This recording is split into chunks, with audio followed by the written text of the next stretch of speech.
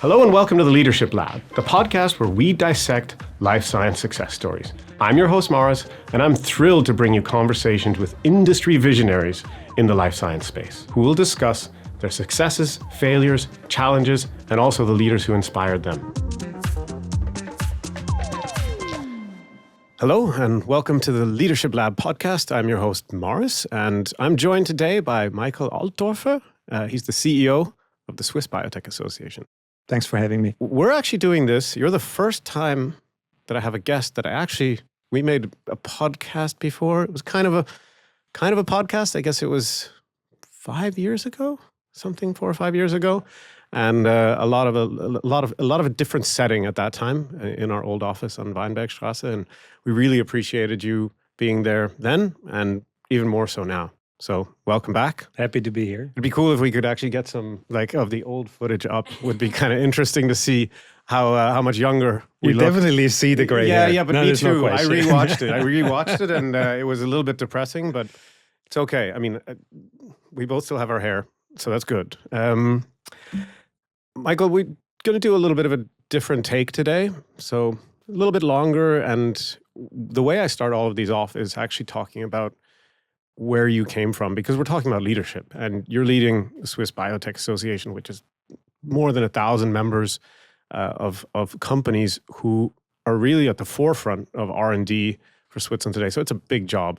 And our listeners and viewers are really interested in kind of how that happened, right? How do you get there? And I remember the story because we talked about it last time. And it's such a cool journey that I do want to get into that. But first, I just want to ask, where are you actually from originally? Well, I was born in the western part of Switzerland. Okay, whereabouts? Where people are familiar with, know that they're speaking French. Yes. Specifically, it was in Yverdon at the Lac de Neuchâtel. Okay. But both my parents were originally from Zurich, and therefore it was just a matter of time until we moved back. Okay, and what were your parents doing in Yverdon?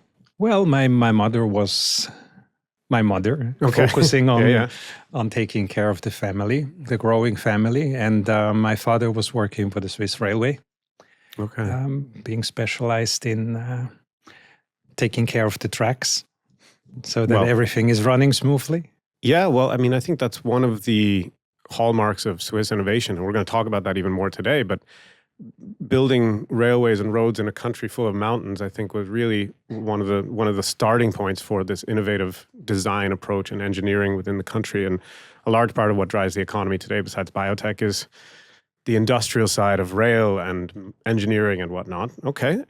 You had large family, brothers, sisters? No, one sister. So one sister. Okay. And you guys then moved back to Zurich? Yes, close to Zurich. I grew up in Rapperswil, which is at the lake shore. At the lake. Okay. And you went to elementary school or high school there? Or normal. The only thing that was not normal at the time was that we were split between classes of Reformed and Catholic churches. So, believe it or not, at that time, I can imagine. Yeah, I went to Catholic school. You had to be protected against, the wrong belief. And, well, it depends which one is the wrong one, right? Of course. No, today we make jokes about it, but at the time it was a real split indeed. Yeah, at least in primary school. I grew up in Catholic Ireland, so we took it pretty seriously. What were you like as a kid? Difficult, I think. In which regard? I think I was grasping things fairly quickly, but then I got bored and I made a lot of nonsense. And my teachers usually had to bring in my parents to explain that I wasn't always helpful at school. Okay, so I know something about that. Don't speak for myself, but maybe my son. Okay, but so were you energetic? Yes, I was. I was interested in a lot of things, but then probably also had a short attention span already as a kid, focusing on something, then moving on to the next. And if I somehow felt that a topic was dwelled over for too long, I got bored and I started to not be helpful in the sense that I deranged the class. And okay, so today they would have a name for that, I guess. Well, they certainly would have symptoms that they would want to treat and deal with, but no. But I was the same. Somebody said to me recently, but like you have ADHD, and I was like, no, I don't. I don't have that. And they're like, yeah, but if you think about, because we were talking about how we were as kids, and I said, yeah, but that's definitely the case. And what about now? How do you work? And I explained how I work, and they were like, yeah, classic symptoms. But I never thought of it as like a bad thing. I thought, no, but that has changed. I mean, at that time, yes, people would still be caring about identifying students or scholars that would be out of the ordinary. Right. But today I feel we are much more sensitive about any little difference from what is called normal. And I think I was a happy trooper. Just at some point, I was certainly deranging the standard conduct in school, and that needed to be corrected. But it wasn't a big thing. Yeah. Fair enough. Anything outside of school? Like, did you do sports or anything? No, like early that? on I did play the flute, and so music was something that was important for me during all my life, and also. I was in the YMCA, and that's the English wording for what we called CEFI at the time. CEFI. I think it stands for Christliche Verein Junge Männer, something like that. Yeah, okay, so same thing. Okay. And same thing. And was that like, I don't know, like the Pfadi or what is it? Yeah, except the Pfadi was for the Catholics. No. Okay. No, fair enough. All right. We can agree to disagree. I'm just joking. Yeah. But it's true that we had these different. Exactly the same idea. So it's just outdoors. It's outdoors. It's it has a connection. Let's say if it has a connection to belief, and to religion, but it was very casual and it was sporty. We had our camps throughout the year. We were camping outside. We were going to mountains, and we were building stuff. But it was a good balance to school. Right. Well, let you run wild a little bit. Exactly. Get some knives out. Start some fires. Yeah. Okay. You ultimately went on to study and get a PhD. Yeah. How did that happen? Like, what was the path to ultimately going to study? I mean, I remember well that when I was like 15, 16, I would belong to all those kids that had no plan whatsoever. I remember my father somehow counseled me to take a job that was relevant. He strongly disadvised to do further studies, and recommended me to move into vocational training, something practice, something that you can use in life. And as I somehow had no plan at the time, I was simply refusing that idea, because that would have meant that I would have to take a decision, and I didn't feel comfortable. At that time, after primary school, there was a test to be admitted to high school, and I had the simple notion that if I make it in that test, then I will continue, and if I don't make it, well, alas, then I'll have to take a decision. And it was quite funny, because it was mere coincidence that I made it.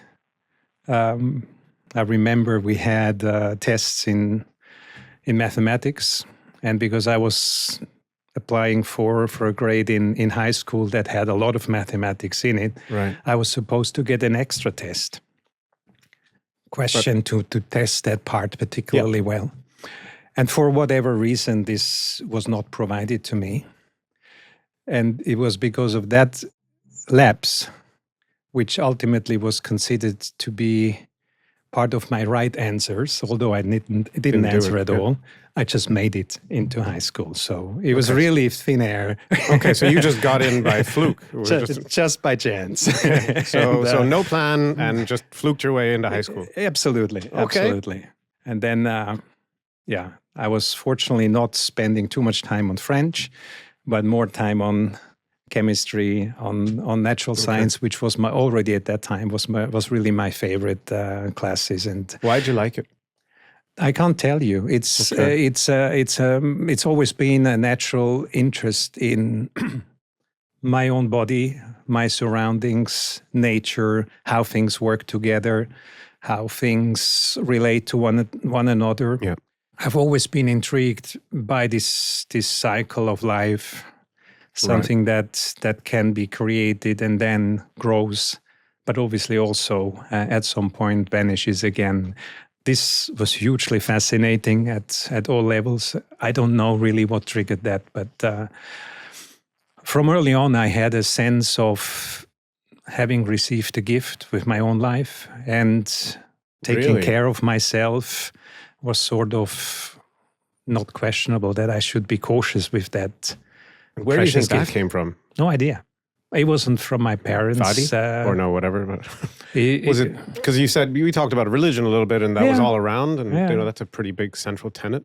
Yeah, but the religion... The gift of life and whatnot. The religion I follow or that I believe in has not much to do with the fact that I somehow had a big plan and therefore I have to do a missionary path or whatever. I never had aspired to become a priest or anything like that. Right. It was more religious belief that what you do in life is not just for yourself, but that you are part of a community.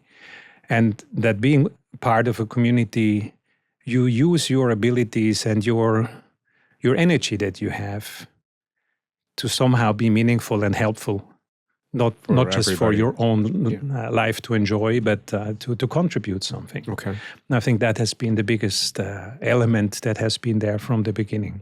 Okay. So where did you go to university? I studied at the ETH in Zurich, which was sort of natural because it wasn't far away. I always joke because I think it's a funny point that if you compare to other nations, in particular the US, students tend to look carefully as to which university is strong in what field and what field they actually think they should select. Often they're somehow guided by the potential prospects of what could you earn after that study or what opportunities do you have. And yours was down the Seestraße. I think it's typical Swiss. It's so true. That they, rather than checking out who's the best and how far could I move to get to the best location, they start with what is close. I don't think that that's smart, but that's how it was. Well, and I was fascinated when I first moved here and I was in recruitment, and I'd have a job in Zurich and I'd call a guy in Basel and say, I got this job. And he said, where is it? It's in Zurich. I'm not commuting bloody for an far hour. Away. That's an hour. Are you crazy? And I came from Canada. Yeah. And I was like, is it normal? Like my friends all commuted an hour and a half each way to work. And I was just fascinated with this extreme loyalty to, first of all, where you live. Sort of like, okay, if I'm in Zurich, I don't even want to go to Basel. And then there's also the distance. And that time there was no home office or anything like that. Right. So it was very much, no, I'm here, and no, I'm not going to move for this job, even though it was going to pay more, it had more seniority, it was, a real step forward in the career, but it was very much about, nope, this is nearby. Yeah. And I don't need to go all the way over there. So for you, it was same. ETH is what, 20 minutes? It was nearby, and frankly, at that point, I was very Swiss-centric. I was not traveling that much yet. And so it was a natural thing that it was nearby. It had a good reputation at the time already. It still obviously does. Good, I mean. So I didn't feel like there was much of a mistake to go there. And it was also known at the time already that ETH was more like a school, whereas the University of Zurich, for example, was more a university with more liberty, but also with a request to the students to be more independent and study themselves. To me, that was working well. So less freedom. Other people hated it because it was too regimented. Too regimental, indeed. Yeah. I did not know that. Okay, so it was not always this kind of. No, I think still today ETH is pretty structured, and many of the studies at universities are more flexible, and you need more self-reliance to usher through in time and. Okay. I always just assumed it would be. Yeah, I didn't know that. I mean, I went to university. They basically said, we don't care if you come to the class. Yeah, you got to show up for the exam. Not ETH, and you got to do the exam, and then that's that. But ETH was. ETH is more structured. Yeah. And which has good and bad things to it, as you appreciate. Yeah, I mean, you're more an extension of a school, at least in the first 2 years, and you get your bachelor, and then once you get towards the master, it opens up, and you are more self-reliant. And some people developed that ability, and others struggled with that liberty. But I mean, this is again something that is very individual. I personally liked that structure. Okay. And you would have been about 20 when you started, or was it earlier that's then? typically what it is Around in 20. Switzerland, typically 20 to 24. Yeah. I took a break after the bachelor, and a You- full year break, and traveled the world. Tell me about this is cool. I did the same thing. Yeah. But I want to know what your reasoning was. Where did you go? What did you do? Yeah, I think at some point I just felt I was too Swiss, too narrow, and too much. Going from Yverdon to Rapperswil to Zurich wasn't that much of an evolvement. Move more than a lot of people. In terms of geography, at least. Even before I studied, I checked out whether this type of business would actually be something I like. I did some training at Sandoz in Basel. And then I had the opportunity in this break to work at Ciba-Geigy in New Jersey, which was sort of a hook why I said, it's not really a break. You're going to work in New Jersey, okay? Yeah, but it was a break in the sense that I think I was only in New Jersey for 4 or 5 months, and the rest of the year I was free to go. So where were you? Where did you go? I basically purchased one of those round the world tickets, and I started in Bangkok, then traveled down to Malaysia, Singapore, made my way to Sydney, and then spent almost 4 months in New Zealand.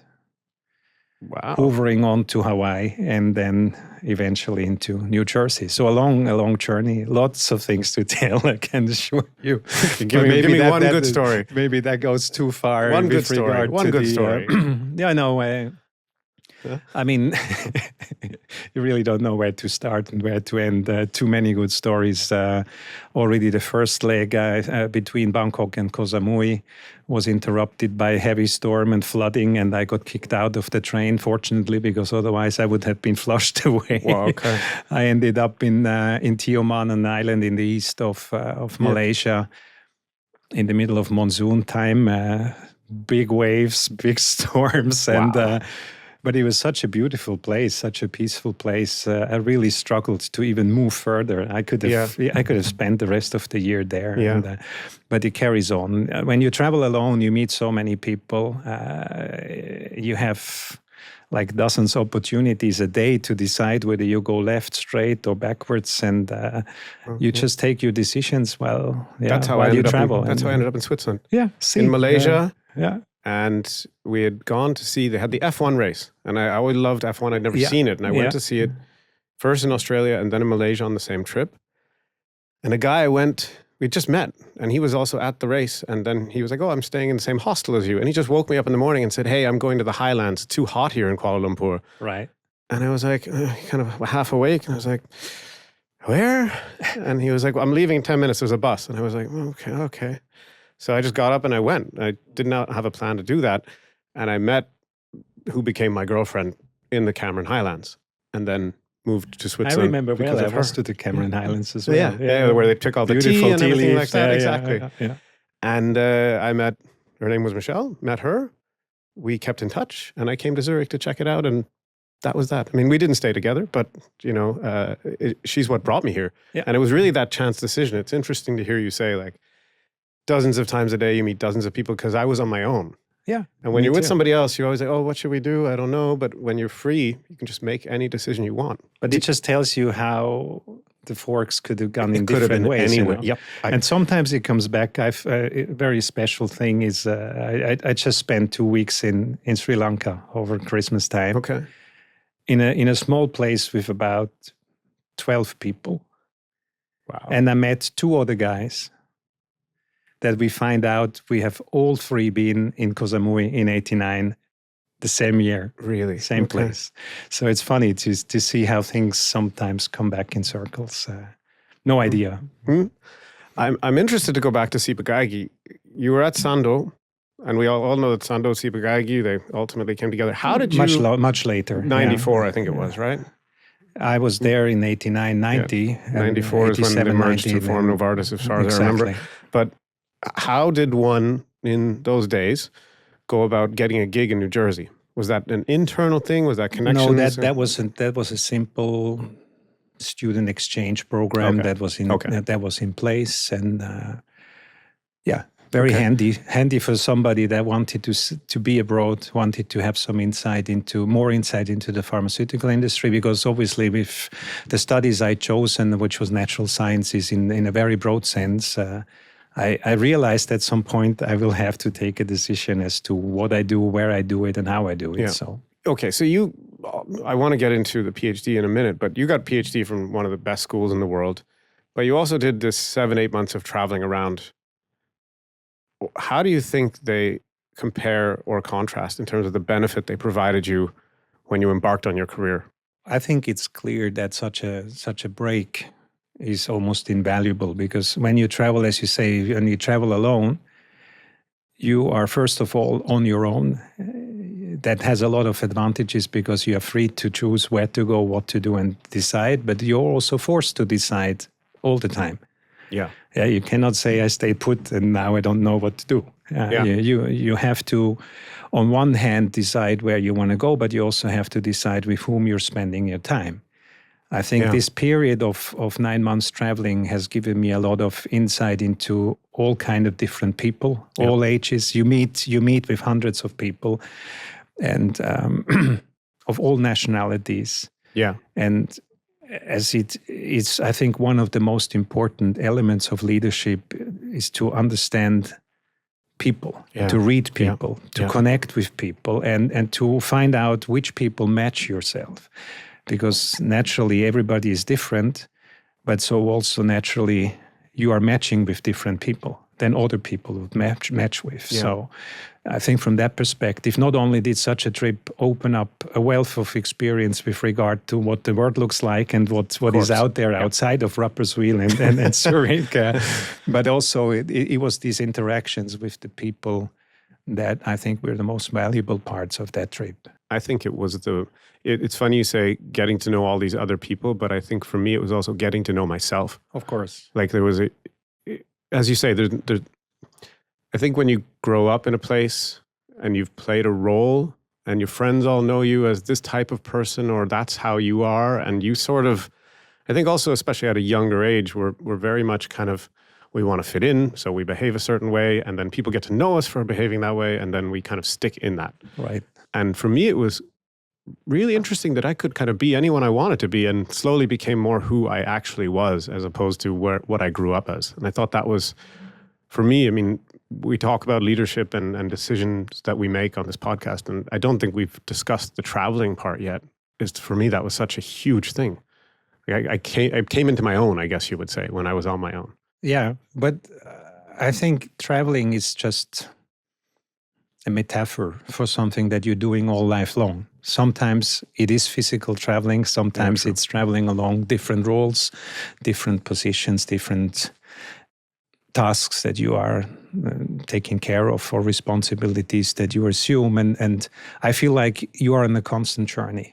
Yeah, but it's more exciting in Hawaii and Bangkok. I mean, yeah, but sometimes you stay put and still you're evolving because you are, as you say, you're getting confronted with experienced people, all type of things that may influence you, and over the years you develop, in my sense, an ever better understanding, as you say, of who you are, but also how you can connect with others and how you can actually contribute. And a faith in yourself, because I think it's so much more intense because you're in a new culture, and you were probably 10 years ahead of me in terms of like when you traveled versus when I did it. But at that time, we had internet, kind of, like there was cafes, like maybe one per town where you waited in line to kind of maybe get online. At best. Yeah, exactly. So it was really, we relied a lot on the Lonely Planet. We relied a lot on word of mouth. And you were finding out a way to move around a country that you'd never been in a language you didn't speak. Yeah. And so it was a lot of kind of self-reliance and confidence that builds out of that, I think. And I mean, I always recommend it when people, you think I should take some time off work? It's such a risk. Yeah. But it's true it's more of a risk not to do it. Today, you cannot experience actually this type of traveling anymore. No. You would have to go to very remote places. But still, it's the same. You encounter other people. You are forced to take decisions throughout the day, throughout every week. And I think that forms you. And this journey never ends. At least that's my experience.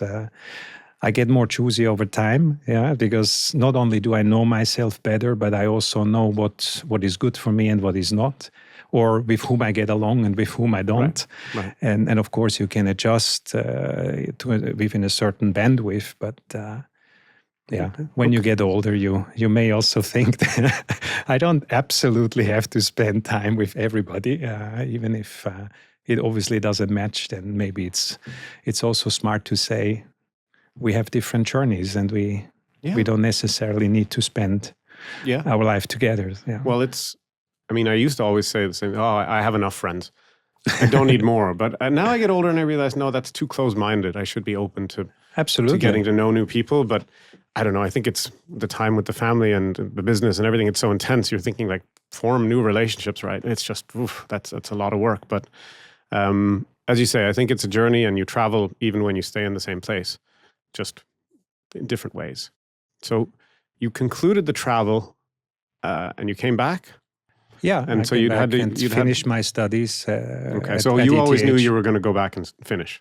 Well, I never had a doubt, but okay. I mean, you know when you know. I could have stuck in the US as well and continued there. That wasn't the plan, but I did come back as planned and finish my studies in another 2 years. What was your thesis on? The thesis was only afterwards, right? So the studies was to get to the bachelor, to the master's degree, and then actually at that time already I was clear I would not want to spend time in academics. Why not? Just realized I wasn't made for that. What does that mean? The publish and perish wasn't really my journey. I didn't like writing all these articles. I didn't like looking for all the funding that you need for to foster and advance your work and to build a team. And obviously also at ETH, it's quite competitive within that big structure. No, for me, it was clear I wanted to go out. I wanted to be closer to industry from the beginning. And so I did my PhD in Roche, which was one of the few possibilities at all. It was quite rare to find space for a PhD within the private company, because usually when you want to publish the results, that doesn't always fit with regard to IP protection and so on. So we had a great opportunity in a central research lab at Roche. Okay, and that wasn't normal at the time, though? That was not normal at the time, and it still is not normal. It is. There are some areas within research of industry that where it is manageable to combine the needs of a thesis structure and the protection of intellectual property that may be generated. So there are opportunities, but they're not very numerous. Because we had Professor Daniel Müller on the podcast, and what he was saying is that he's at ETH, but the BSSE in Basel. Yes. And he was saying that now he's working with Roche to fix this skill gap, because people do their PhD, ETH or wherever. Right. And then they show up day one at Roche and they're just not fit for purpose. And the idea is to shrink that gap so that when they come to industry, they're actually ready to actually produce results in industry as opposed to in academia. But you were embedded from the start. Yeah, I was. And you see the same with universities of applied sciences, where also there is this attempt to have meaningful education that allows you to have a springboard to industry. Yeah. Some of the training is already embedded in some of the companies, so that certainly helps. But for me at the time, it was already clear I had no career in academia, so I was really doing the PhD primarily because I was interested in having more opportunities. And whereas in many countries in the world already at the time, it wasn't sure whether a PhD was at all needed to further your career. In Germany, in Switzerland at the time, it was clear that this could be an asset. And so I dedicated the time, and I had a wonderful proposal that was made, what I could put my thesis time into and what could be the topic we should address. So what was it? In wider terms, it was about structural biology. It was about the three-dimensional structure of peptides, so short proteins. In simple terms, if you look at the folding of proteins, that folding is absolutely essential for the biological activity of a protein. If you cut out the part that is responsible for the functional action, usually the smaller part of the protein or the peptide falls apart and doesn't maintain its three-dimensional structure. So that has been a challenge ever when one wanted to do peptidomimetics, one wanted to conserve the biological action of a large protein in a smaller molecule. So that was really the quest we tried to address with both so-called alpha helices as well as beta sheets. We tried to make short parts of proteins retaining the functional action of a protein. Okay. So that ultimately was also the basis on which later I was working on in the company Polyphore, which was one of the biotech companies I worked in. Okay, but you had to stop in between. Well, yes. After 4 years, fortunately, there was a result that was meaningful, and we could publish that. And so that worked well in the sense that both Roche had results that were meaningful for their own internal interests. And actually, I did my PhD together with Roche and the University of Zurich, so I moved away from ETH. But also for the University of Zurich, it was a nice result. So both sides were happy. But you didn't stay at Roche? Not a minute, no. But not because Roche was bad, or to the contrary, I had a very good time at Roche. Roche was very supportive. But when I finished, you mentioned before, Novartis was formed between Ciba-Geigy and Sandoz. And anyway, both were busy with themselves. They were not really looking for newbies that didn't know anything and wanted to somehow have a career. As much as I understood early on that I did not want to be in the academic career, during the PhD, I was also getting very much clarity that I did not want to stay in the lab. At some point, you reach a specialization that is really almost unique globally. I remember I've given specialty talks where I was quite convinced that in the audience there was more than 5 people that knew what I was talking about. So you get to a level of specialization that was too much for me. I really love to be working with people across different indications, across different jobs, different responsibilities. So for me, early on, as a next step, I saw something like project management of larger projects, of long-term projects. But as I mentioned, at the time when I was finishing with PhD, there wasn't really such prospects at hand or easy to grasp. And then again, once of those coincidences brought me to completely different path, which was the investment bank of Swiss Bank Corporation at the time. It was called SBC Warburg. And I ended up being in investment banking before I knew better. So to the big disappointment of all the people that supported my scientific career. But later on, I could rectify them and say, look, I come back to biotech at a later stage. But at that time, it was a superb change. I want to stick on that for a minute because I think that a lot of people that we speak to, and especially younger stage, just finished a PhD, they've dumped 8 years of their life, maybe not all 8, but from start of university till the end, if you're keeping on track, you're probably spending about 7-8 years to complete. And you've got this kind of sunken cost fallacy. Like, I've put so much time into becoming this area of specialization in, I don't know, molecular biology, for example. And then an opportunity like this comes along to go to a bank. And everybody will see you as, selling out, and people really, although it's what they want to do, they've got the pressure of the parents, the professors, the peers. And we hear a lot of times, or I've heard also privately, is like, I want to do it, but I feel like I'm going to let so many people down. Did you go through that? Or was it like, I don't care what you think, I'm just going to do it? Or, I don't know, what was your thought process? No, it's both. I did have that sense, and I knew that some people would see that as me letting them down. But at the same time, you have to be true to yourself. And if you realize at a certain point that something is not matching you or matching your next step, then there is no choice. Otherwise, you end up doing things you don't like. Otherwise, you end up being in a framework that isn't serving you. And as I mentioned before, I've always had this quest that I wanted to contribute. It wasn't about building my career or wanting to be in a certain role or having a certain salary or anything like that. I was always driven by the question, what is it that I like to do?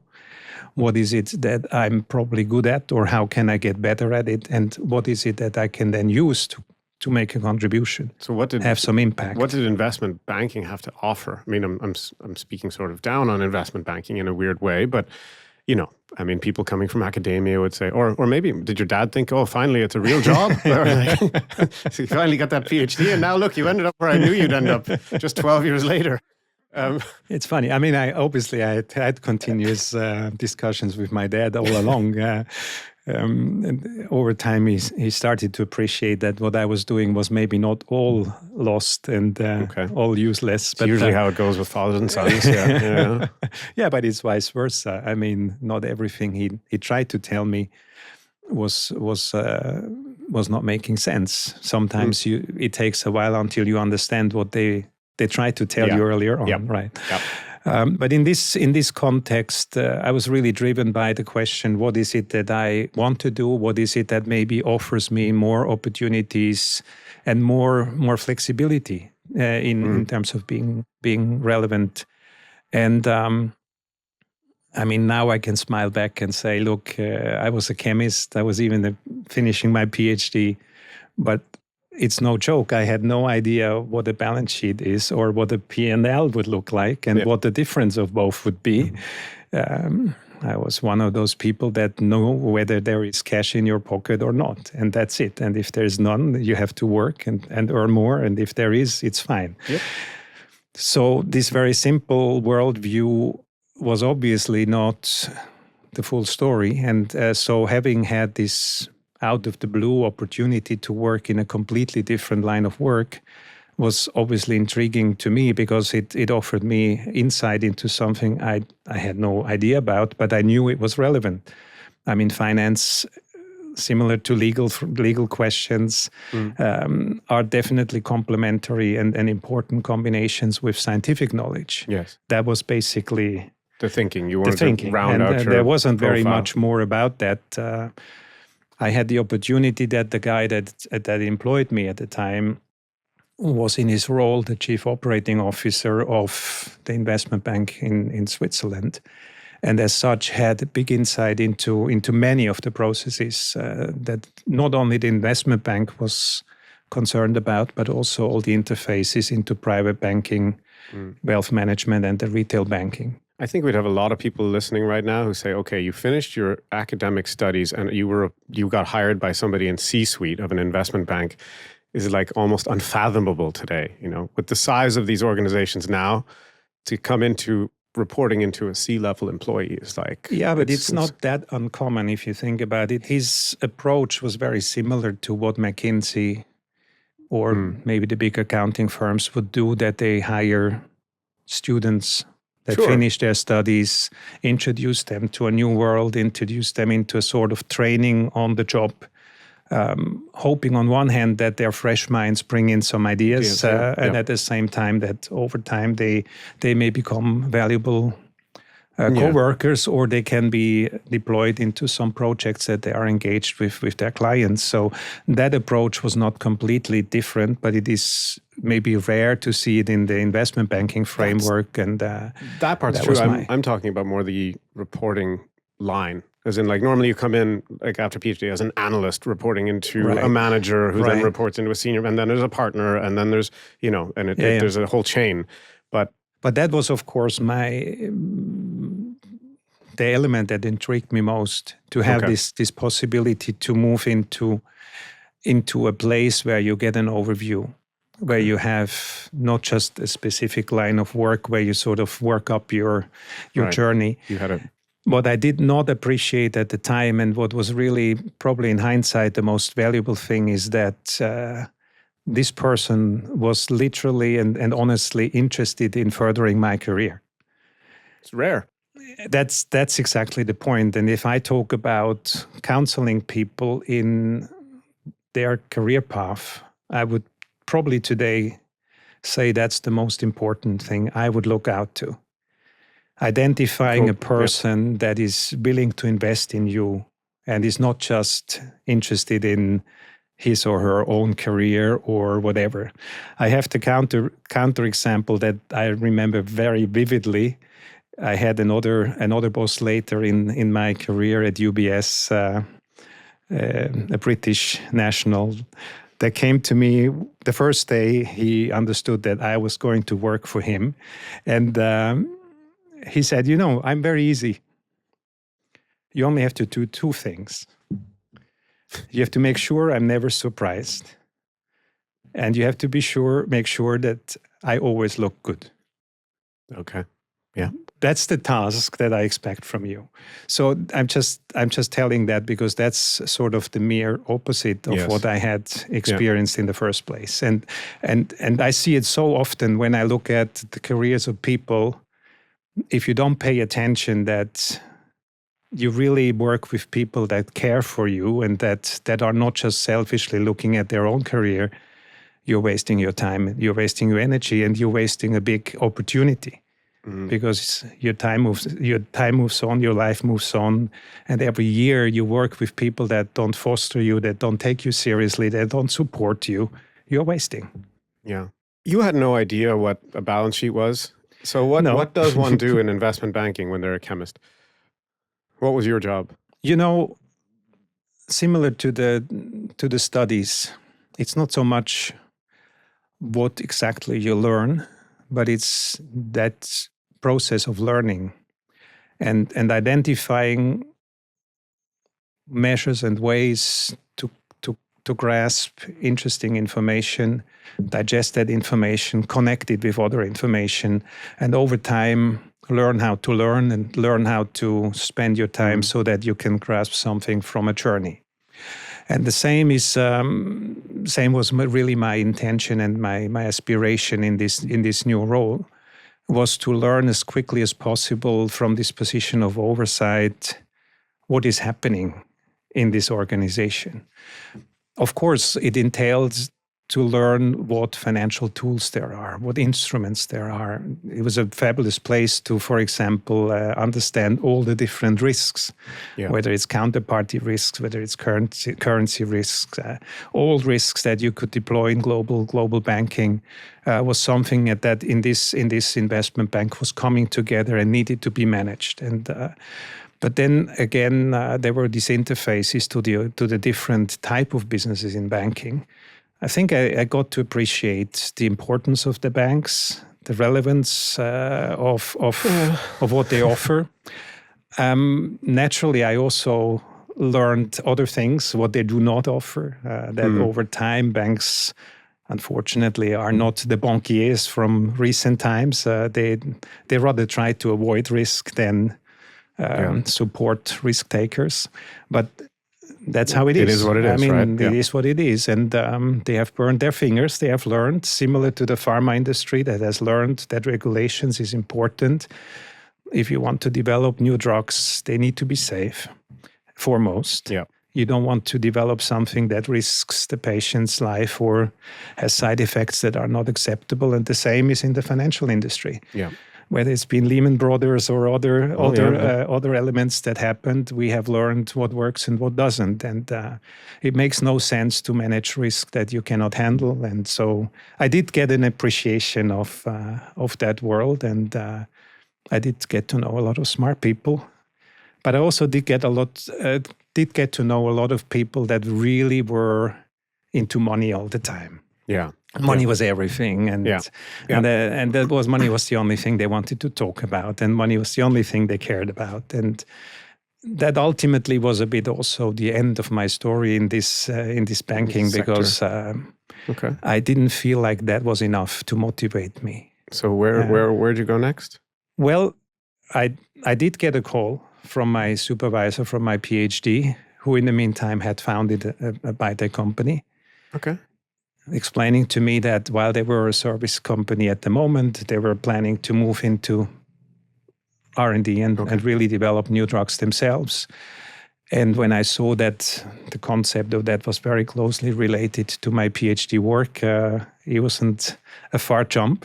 Okay. Although I earned about 30% of what I earned in investment banking, it was absolutely attractive to move back. That's interesting, because nowadays we very rarely, I mean, we do get it, where I'm speaking to a candidate and we'll get to the salary conversation, and then I'll say, okay, but look, we're like 20% below that, what you're getting today. It's usually the end of the conversation. What drove you to say, I'm going to take that's a 70% pay cut? Why? Well, on one hand, it was a 70% cut on real money, but it was added with some share options and the potential to have a few potentially but still, it's an upside to that. But it's a big risk. It comes back to what I said before. I was really not driven by money, and I was not driven by the moment. I was driven by the opportunity to grow into something, to expand my reach, to expand the ability to combine things, and over time, hopefully, to have a more meaningful role. What exactly that would be was still not clear, and was also not that important. Actually, the first role? Well, anything. I started to be the CFO. I started to be at the same time to be the business developer for the service business we had. Over the course of 15, 16 years at that company, I have been everything. Almost everything, including and you were the CEO. I was CEO the yeah. last couple of years, yes. And before I was CEO, I was head of business development, head of so CFO, even communication, COO, media now, communications, and CEO. Right. Okay, so you kind of ran the whole gamut. But we were like 20, 30 people initially. At the max, I think we were about 140 people. So it's never been a huge organization. And what happened at the end? At the end of my tenure, we had a collaboration with Roche that went sour. Okay. So we had a collaboration where we had a phase 2, phase 3 asset that we had partnered with Roche. And Roche decided to hand it back. Yeah. And the only way forward was an IPO at the time. Yeah. Okay. And that requested new leadership. So that was the end of was the end of my role. So was it after that you found your way to Swiss Biotech? Yeah. So how'd that happen? Well, I think it's quite natural that if you are in this industry for almost 20 years, you know a lot of people. Yeah. And many of the other biotech companies that have been started around the same time at the end of the last millennium, we were knowing each other very well because we tend to go to the same investors. Right. Sometimes we first and they next, and then the next time it was the way around, the other way around. So it wasn't a surprise that I knew Dominic Escher as an example, who was the president at the time of the Swiss Biotech Association. But I could name another 10, 20 that were in a similar stage of development. Some have already sold their companies. Some were still developing the companies. But we knew each other quite well. And when it became evident that I would stop my work at Polyphore, it didn't take much time until I was approached, and they offered me that position, which was available at short notice because my predecessor surprisingly got sick and couldn't fulfill that role. Okay. So a lot of coincidences along the way, as you can tell, and certainly not something I was looking out for, because never ever in my career would I have thought to become a leader of an industry association. So what is the Swiss Biotech Association? In short terms, it's an industry association that takes care of the startups and SMEs in the biotech industry of Switzerland. So very clearly, this is about 15 to 1,600 companies, about 60,000 jobs. This is what we would consider our stakeholders. This is the community we try to support and represent at the same time. So that's a pretty clear definition as to why we exist, because if these people don't think we are relevant, that would be the end of our association. Okay. When you what year was it when you started? 2018. I started, yeah. And how many members were there then? About 200, maybe. So we're plus a little less than that. Plus 1,400 in the last 6 years. No, actually, it's 1,500 companies, but only 600 something, or around 600 are members. So okay, we gotcha. Okay, I still have 900 future members. So if you're listening out there, it's only two categories: members and future members. No, that's a good way to think about it. Okay, and was there a specific mandate that you were given when you joined? Was it grow membership? Was it increase visibility? Was it external partnering abroad? I don't know. What was the thinking? Investment? The thinking was fairly straightforward. There was agreement that this is the stakeholder group we would like to support. We had some initial discussions about what is the mission we tried to accomplish. Also it was important for me before I took on the role to understand what the mission should be, to have the alignment between the board and also the, at the time, very small management team. We were basically 3 people, I think 1.2 FTEs or something. And to clarify what it is that we want to provide in support was an essential part. How quickly this should grow, or how quickly we would advance in implementing this mission, or where exactly to put the priorities. I had a lot of freedom to define that and propose that and discuss with the board what that would be, what makes it relevant. But for me, first, it was to convince myself whether I at all wanted to do this role. Because frankly, as I mentioned, never in my career would I have thought that this is a position that would be appealing to me. Okay. Because I had this preconception that industry associations are lobbyists, and they spend most of their time with politicians trying to discuss how to change the framework. And so is it true? Not in our case. No. I would consider our association to probably be the most independent association you can think of, because A, we are entirely financed by our members, private companies. B, as we have a member base of close to 600 companies, we are broadly diversified.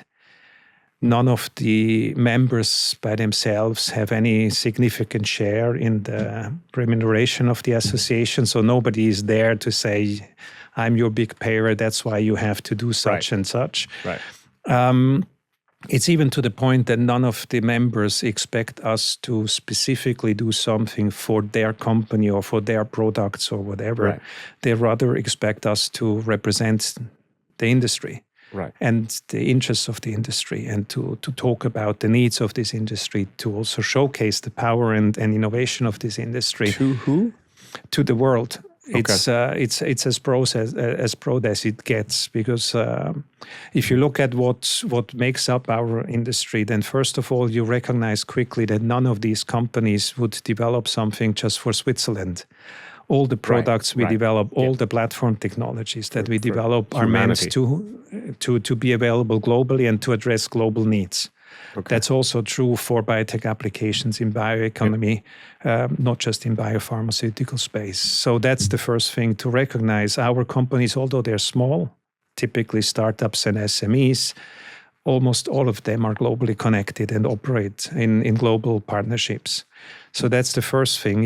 If you're talking about the fundamental first pillar of our mission, the framework conditions for these companies to be effective and to work, you're not talking just the framework in Switzerland, but you're talking about the global framework. Naturally, that's too big a task for a national association. Yeah. That's why we are teaming up with other national associations. That's why we work with Europa Bio, our European body, and then also ultimately the International Council of Biotech Association, where we can have direct discussions with the WTO, WHO, to really address those framework conditions that are material for us. How can we protect intellectual property? How can we harmonize, accelerate, and clarify the approval processes for new drugs? It makes no sense to have 190 different pathways to get to an approval worldwide. It makes no sense to make these pathways as long as possible. No, we would like to make it predictable. We would like to harmonize it. We'd like to have a predictable path how a new drug can be made available to patients around the world. We're talking about the world, but to bring it back to Switzerland, Switzerland is recognized globally as a leader in this space. And I mean, it was funny, we talked about Ciba-Geigy and Sandoz, and like these are century-old companies starting in the chemical business that ultimately, when we switched over from chemical to biological, obviously a lot of the talent was here to do that as well. What do you think continues to make Switzerland such an attractive location for biotech companies? I think at the heart, it's dependence on being successful in this space. Because frankly, if you look at Switzerland as a nation, first of all, it's very small. Yeah. Secondly, it has virtually no natural resources apart from fresh water, which is not to be underestimated. Yeah, well, let's see what happens in a couple of decades. but still, I think the country knows full well since centuries that unless we are innovative and we develop something that is needed beyond our borders, we really don't have any business, we don't have any role to play. And in a sense, it's counterintuitive, but when you think about it, it's very logic. If you think that you have a home base or a home market that is relevant, there is a risk that you focus too much energy on this local market.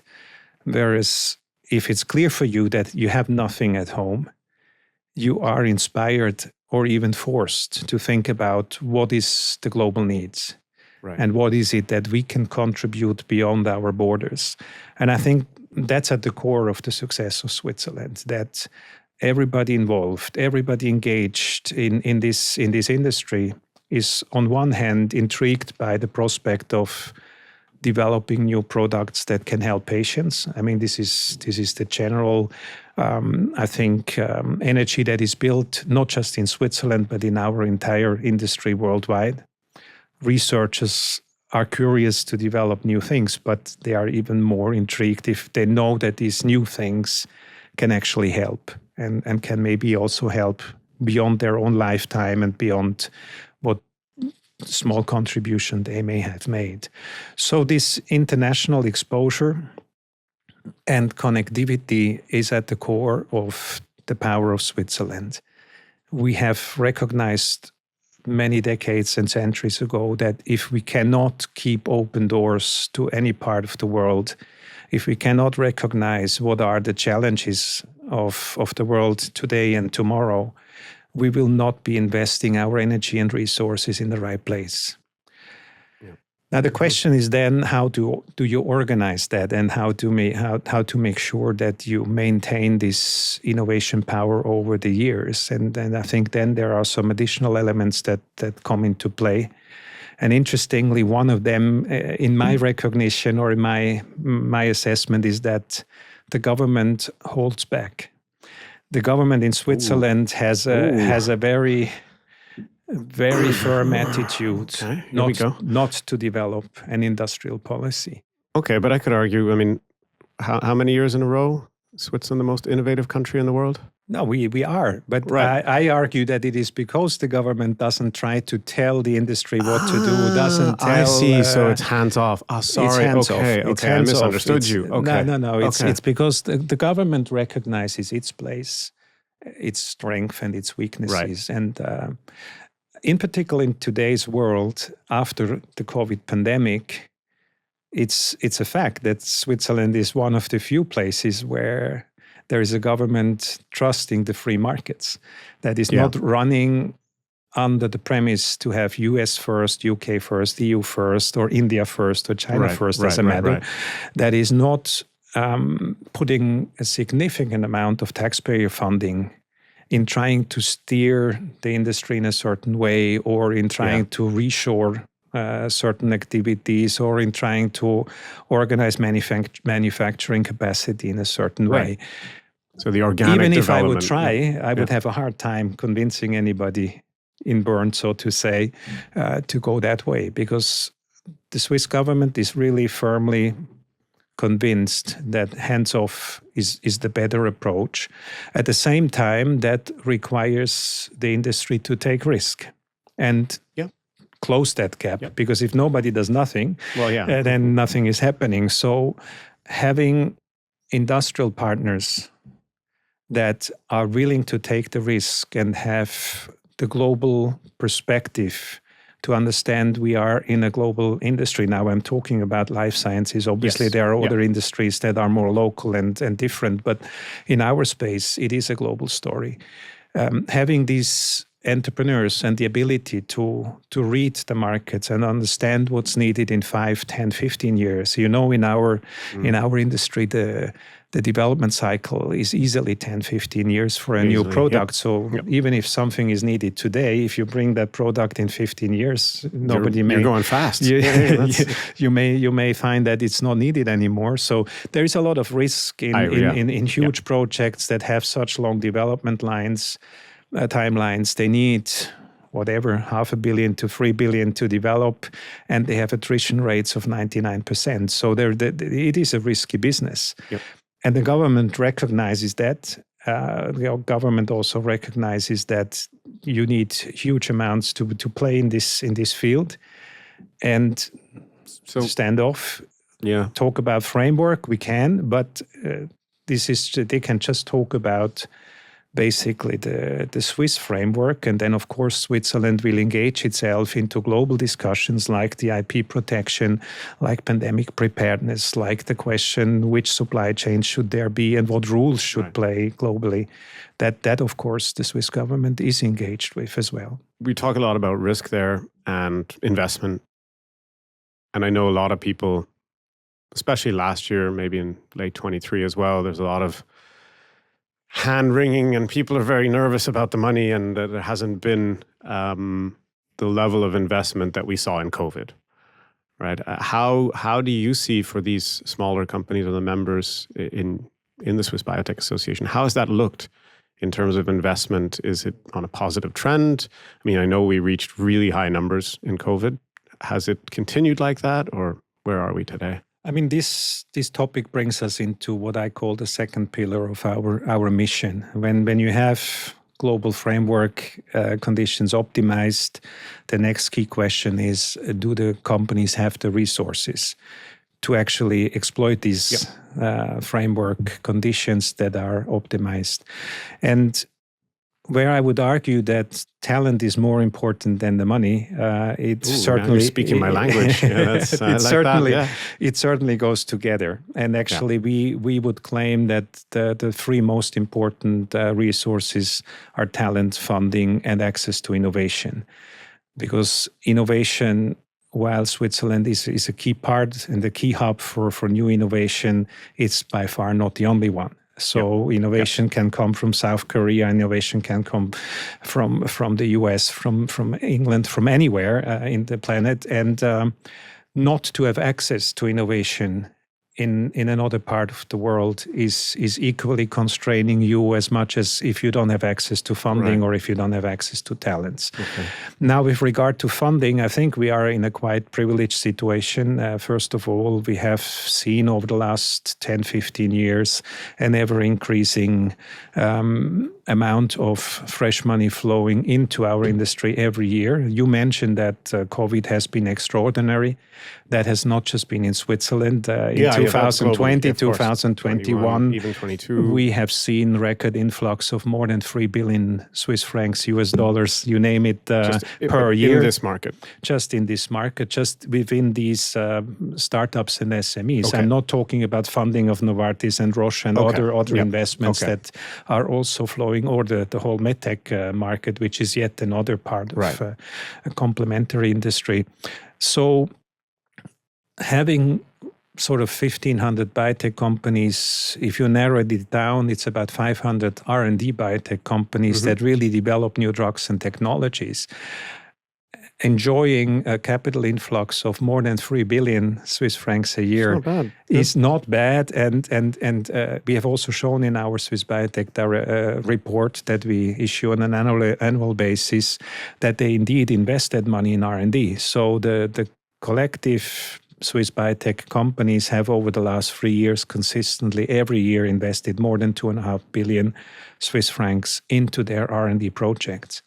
So that is a very significant amount. What is special in Switzerland is that 95% of the biotech companies are privately funded. And that has been quite helpful in the last 3-4 years. After COVID, we have seen the global sentiment in publicly traded companies to go sour. As much as we had enjoyed a tremendous influx of money. In fact, if I remember correctly, we had, after the extraordinary financing during the COVID pandemic, we had cash reserves in the Swiss biotech companies of 7 billion Swiss francs, which was unheard of and we've never seen before. But in hindsight, it's probably true to say that projects were funded that may not have been worth to be funded, or companies may have received excess amounts that ultimately would have better been allocated in other places. But I think that's what happens when there's too much money. You spend it badly. And in hindsight, you're smarter anyway. Yeah, usually that brings you to that position. But we can say, if we look at the last couple of years, that if we ignore the extraordinary payments during COVID, we are on record levels in terms of overall funding. 2023 data that is above 2 billion a year.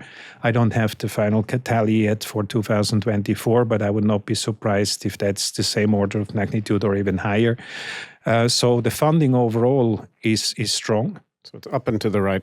Let's say it's a good curve. It's a good curve, but of course, if you have 500 companies looking for funding, you will always have companies that struggle. It's fair to say that after COVID, globally, investors have become more cautious. They tend to, in the first place, resupply funding to the companies where they are already invested in, if they trust that the companies are on a good track. They are a bit more hesitant to engage in completely new stories. And secondly, they tend to make larger financing rounds.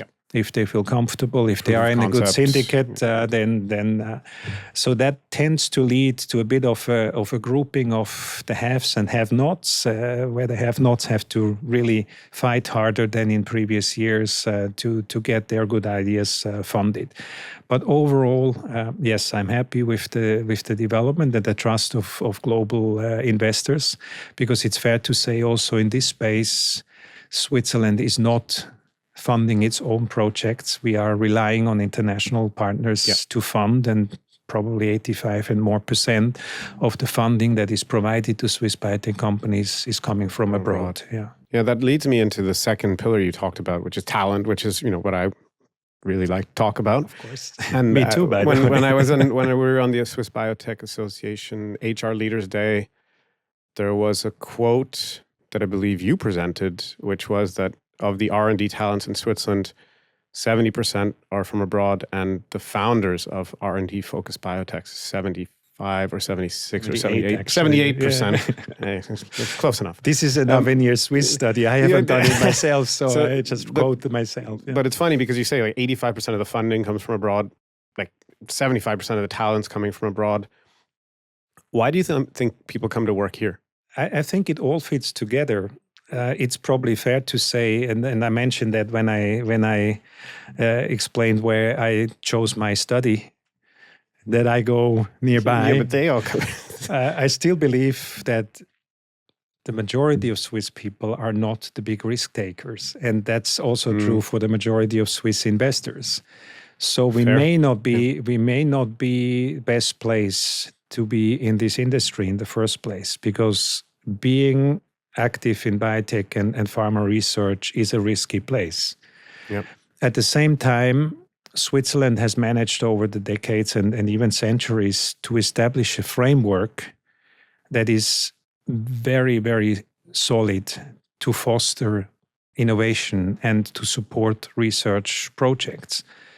Because the framework is a solid framework from various angles, whether it is political stability, whether it is legal reliability, whether it is IP framework that is holding strong, whether it is the research infrastructure itself. Employment law is a big one. Employment laws. Yeah.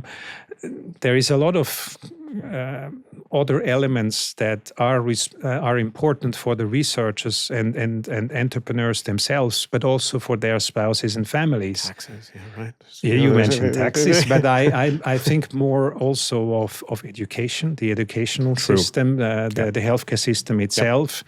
All the infrastructure. You can talk about reliable public transport, but there is basically you can pick any and choose any of the infrastructure elements. They are relevant. Well, as a foreigner, I can say it's an amazing place. I mean, I didn't grow up in Rapperswil, but at the same time, I must admit I have not contributed much to that. So I'm working with that framework that is helpful to us and is attractive for foreigners to join.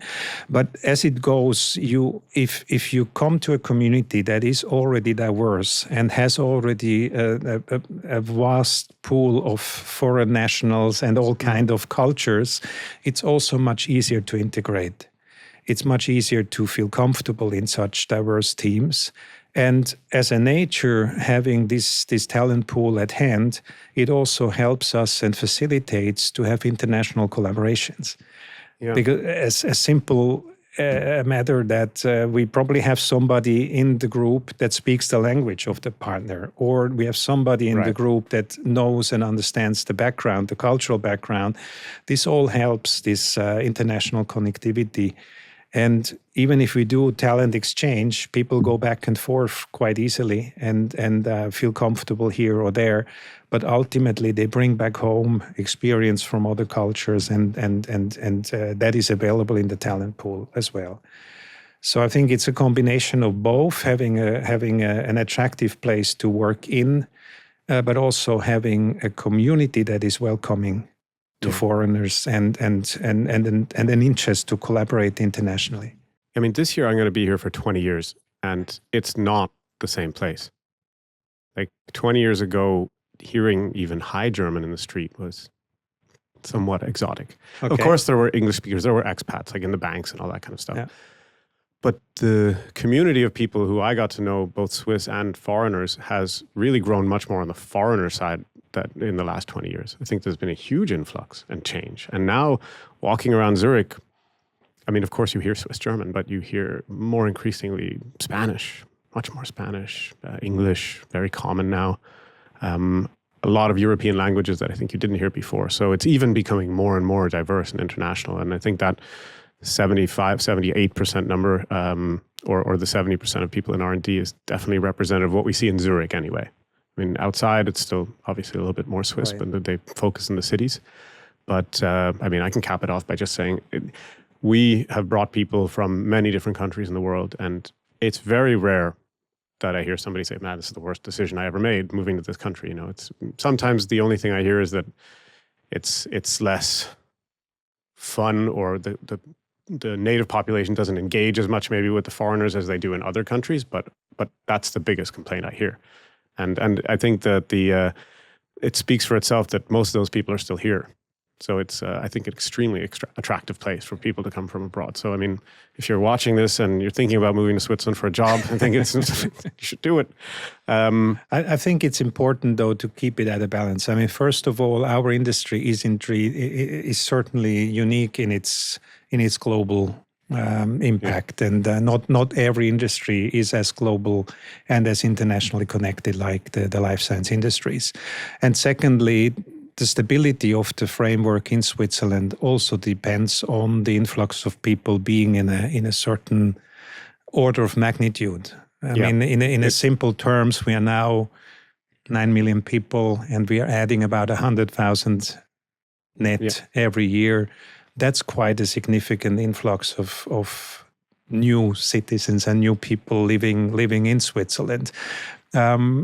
Every country can compare that to their own size and own population, but an influx. It's 25% now, I think. Right? In terms of average foreigners, yes. But I mean, I'm referring to the 100,000 people plus, which as an absolute number for many countries is not much because they are much bigger. Yeah. But if you relate relatively, that, let's say to Germany, you would be talking an influx of 1 million people. And that, I think, has happened once and has put a lot of stress onto that country at the time.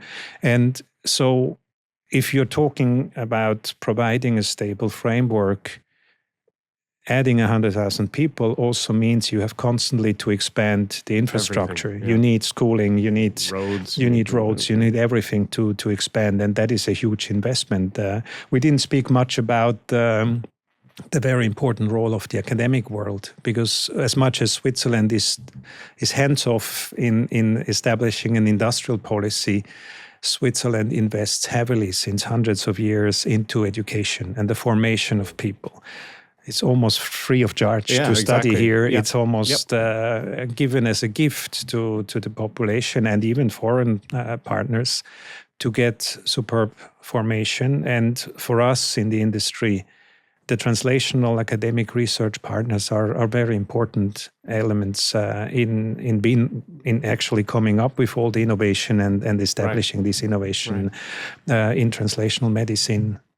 The hospital and academic partners are crucial for our success. Well, no, it is important to think these things through, but I think also what's wonderful is that the people do get a say as well. I mean, ever since I've got my passport, I've voted in every referendum, and I try to remain. I've never been politically active, but when I can say, okay, I can actually impact the world I live in and the place. I mean, I can watch the news and get upset about what's happening abroad, but why? Where I can kind of make my impact here, and I think that's this direct. But it brings you to important new trends and developments very quickly, because this direct democracy is only feasible and livable if the general public has ways and means to be informed. To be informed and to have roots to be able to implement what they believe would be the best course of action. They need to have their set of valid guiding principles, and they have to have an ability to get factual news and not some sort of narrative that. Well, we've just been talking about misinformation this morning in another one, so it's that's a whole topic I think we could have gone on for hours about. Yeah, but it's very important to fight for, and even if it means you have to read different platforms and compare news from all angles, but you cannot be an active citizen in direct democracy unless you make sure you're properly informed. Agreed. Regarding Swiss Biotech, anything else you want to cover today? No, I'm very happy with the place we are, but at the same time, you hear me constantly whenever I present, whenever I'm active. We must not be complacent. Having the top spot in the Global Innovation Index for 14 years is, of course, a wonderful place to be, but it bears the risk that you sit back and you relax. Everybody's coming for you. Absolutely, and rightly so. We should, because competition is important. But in our industry, ever more important is the ability to be a global partner. And so that is really what you find when we have our annual conference, the Swiss Biotech Day. We gather people. When is that this year? This year it's May 5, 6. Actually, pencil in the 4th as well, because that's when the Welcome Apero will take place. Anyway, this gathering has become a global gathering indeed, with more than 40% of the participants coming from abroad. But we have the slogan, the power of international collaboration. And that's really what it is all about, bringing people together, happens to be in Switzerland, to connect industry leaders, to connect the people that take the decisions, and to see how they together can shape the future of healthcare tomorrow. So that is really where we want to play a role, where we're going to make sure that we continue to be a relevant partner. And that's my quest, and that's what my team is working for. And I have a lot of trust in our companies that they will be the leaders also going forward. Agreed. Before we wrap up, we like to do what's called a mentorship minute. Now, the purpose of a mentorship minute is to think of 15 or 16-year-old you who had no plan or no idea or was maybe very concerned about their future, because we get a lot of people who are even finishing their academic studies and they're quite concerned about moving forward. We have people who are early in career who are thinking, well, do I take that job in investment banking? What's going to happen? And you've obviously been through quite a bit, and we detailed your journey today, and I think that was already massively helpful. But was there any advice that you would give or that you received which really helped you along the journey you were making these decisions? I mean, I touched upon a couple of things that I really think are essential. The first, I would say, is the most important. Whenever you team up with someone, whenever you engage in a framework, make sure that the people care about you. Yeah. If there's this saying, I don't know who has marked it, but you can either shape your own story and be the driver of your own story, or you can choose to help somebody else's story to be built. Now, that's everybody's choice, but make this choice with open eyes. That would be my advice. Some people are indeed more comfortable in being part of another journey and help other people to be successful. That's absolutely fine. But what is not fine, in my view, is that you're wasting your time with people that exploit you and couldn't care less about who you are and what you do. So that is, I think, the biggest advice to start with. Look out for people that are interested in who you are and that want to make a contribution to your development. The second one is an element that comes from within. I think you should always try to understand what is it that you like to do? What is it that makes you thrive? What is it that releases energy and builds energy? Because I'm convinced that if you find those areas, you will be in a spot where you will have the biggest impact and you will be the biggest learner, and you will be over time like sucking in all the information that will help you even be more effective in what you're doing. And this will change most likely over time.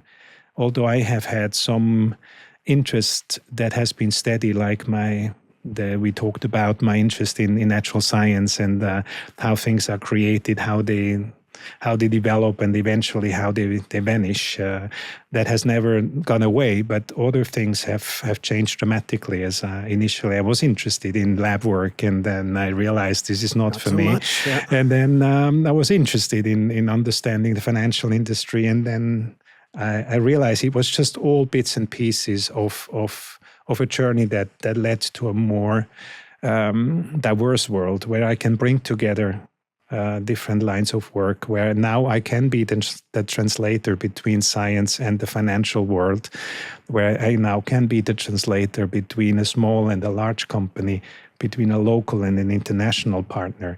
Those elements have built over time. And from Koh Samui. Yeah.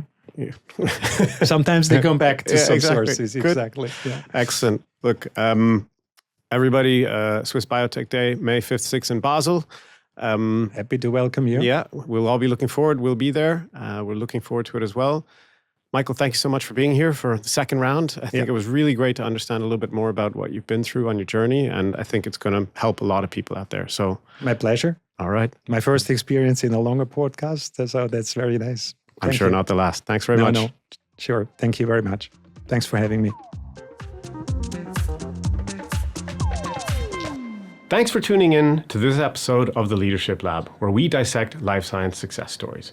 If you enjoyed that, please check us out and follow on Spotify under Leadership Lab. If you don't want to miss any episodes, be sure to follow Headcount on LinkedIn or subscribe to the Headcount YouTube channel. And as always, we thank Headcount for making this possible.